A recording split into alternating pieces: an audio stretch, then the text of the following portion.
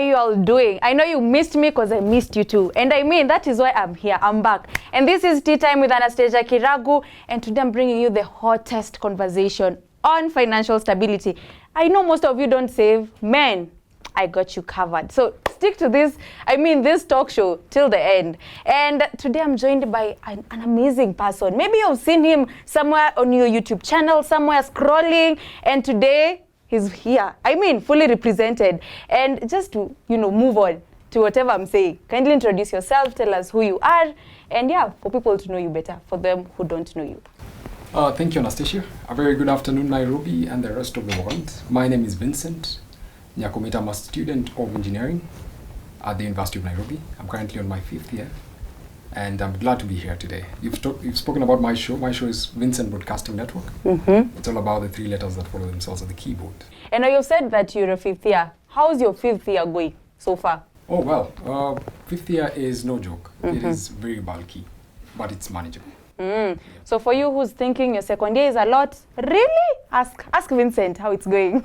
That's right. Yeah. So, at your young age, were you a person who was saving money, you being given like 10 shillings, you say, I'll eat 5 shillings, then save the rest? How was it for you?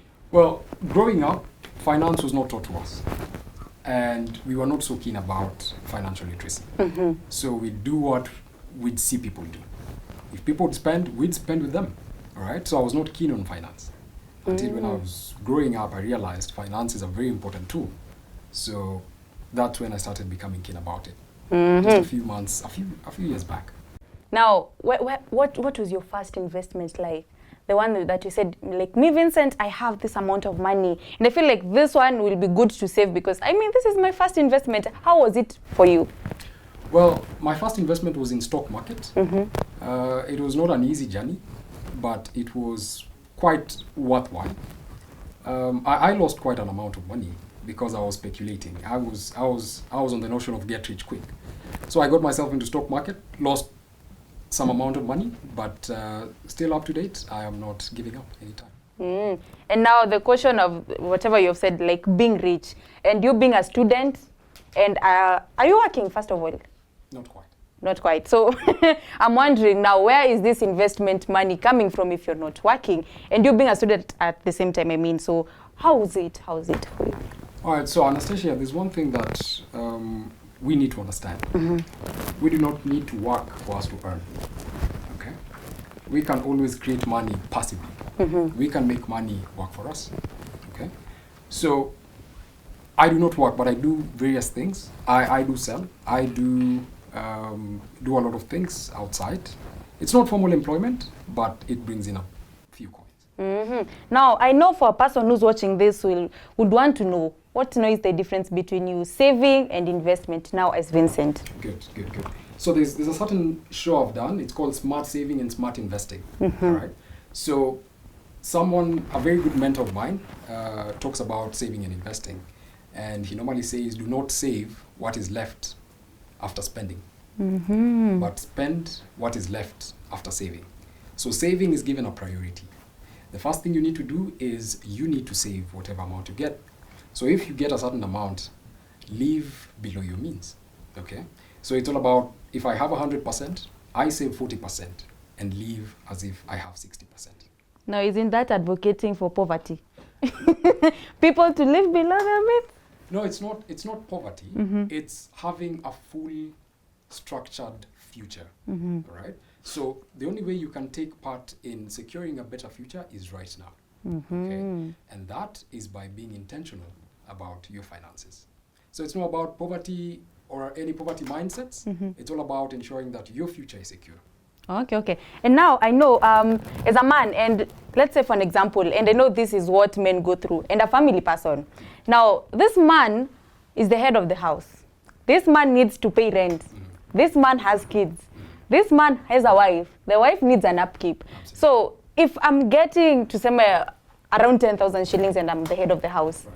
And what is remaining for me to save if I'm having all this to cater for? And you've said that investment comes first. Now, what am I investing? If I'm the head of the house, I need to do this, and I know these are my roles, these are my responsibilities. So what am I doing in investing? Good question. Mm-hmm. And it takes me back to what I've just cited right now. All right? If you're having 10,000, 60% is what you need to spend. 40% put it aside, save to invest. Do not save to consume, but save to invest. So put 40% aside, live as if you're living on 60%. And on that 60%, budget it. Budgeting is very important. It's like going to the dentist. It's not popular, but it's important that we do so. Right? So you should budget whatever amount that comes in, whatever amount that goes out, you need to have that in record. Okay, so for this man, typically family man, he needs to ensure that he's having his budget well put and his savings and investment plan well articulated as well.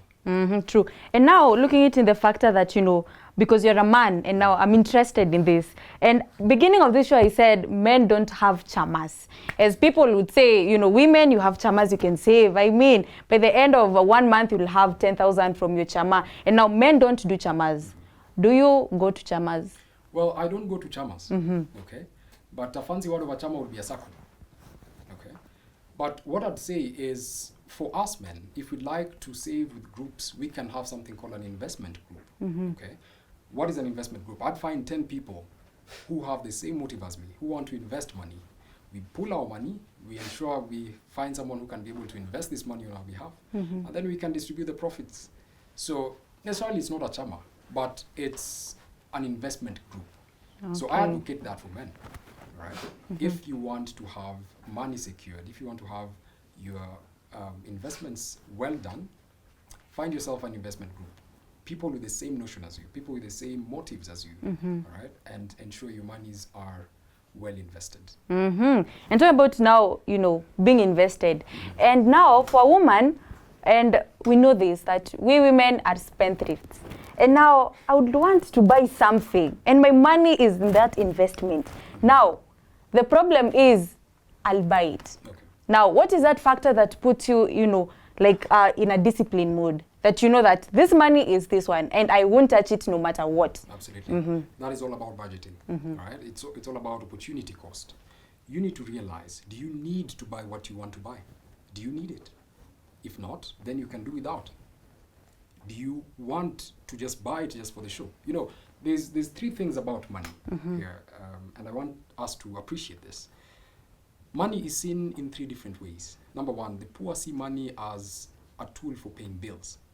Wait, repeat that one. Poor see what? The poor mindset see money as a tool for paying bills. Right? Money comes in, it's electricity bills, it's water bills, all right, etc., etc. Yeah.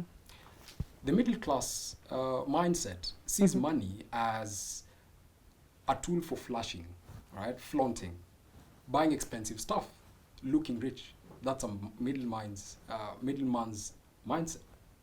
But the rich see money as a tool for making more money, okay?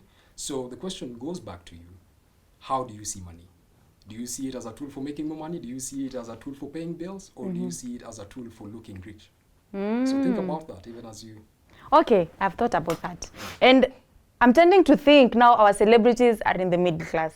Because whatever they show us is flaunting, I mean. And this takes me back to what Khalif Cairo said. And someone asked him in his comment section, why don't you have, you know, a mansion, you're a billionaire, you have, I mean, aeroplane company. And what he said is that his mindset is not in owning a lot of stuff, but he even gave an example of Elon Musk.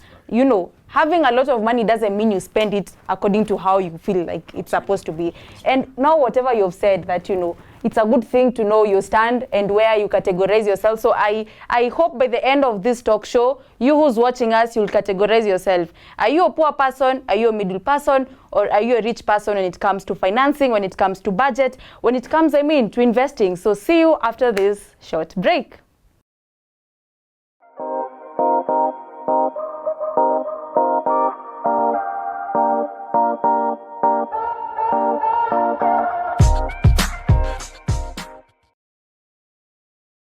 Welcome back. I mean, if you haven't learned anything, okay, I don't know what you're doing. I don't know.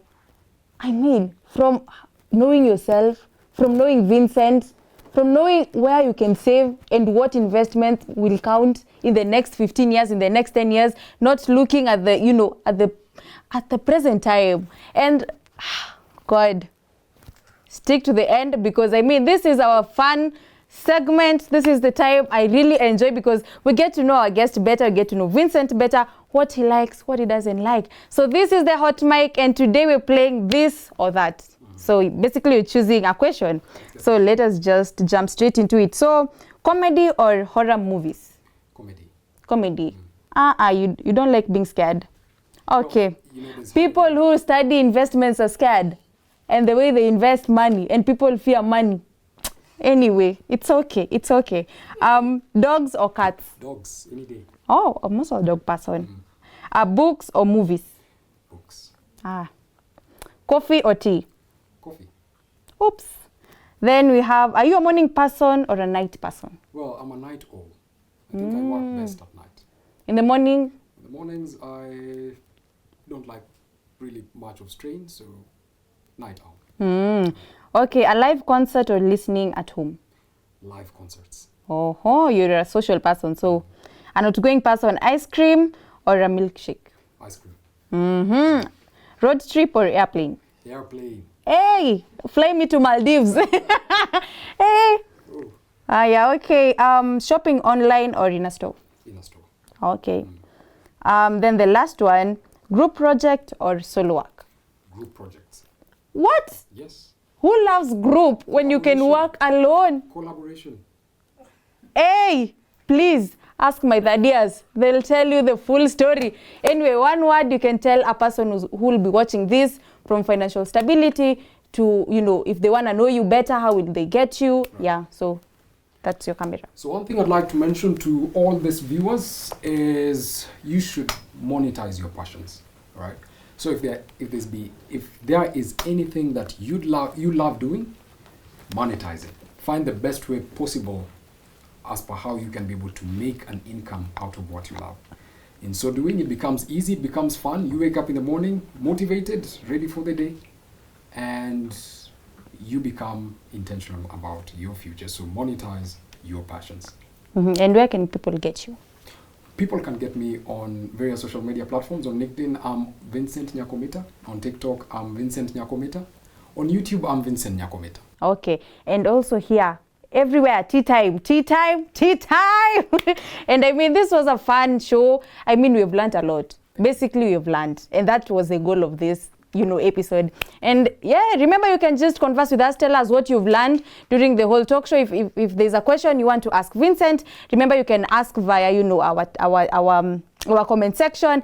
And remember, if you want to be a guest here, you can tag yourself. If you want to do something crazy, just come. Here we give a space for everyone. If you feel you're mad and your madness needs to be shown, here is the place. So till next time, this was Tea Time with Anastasia Kiragu. Bye.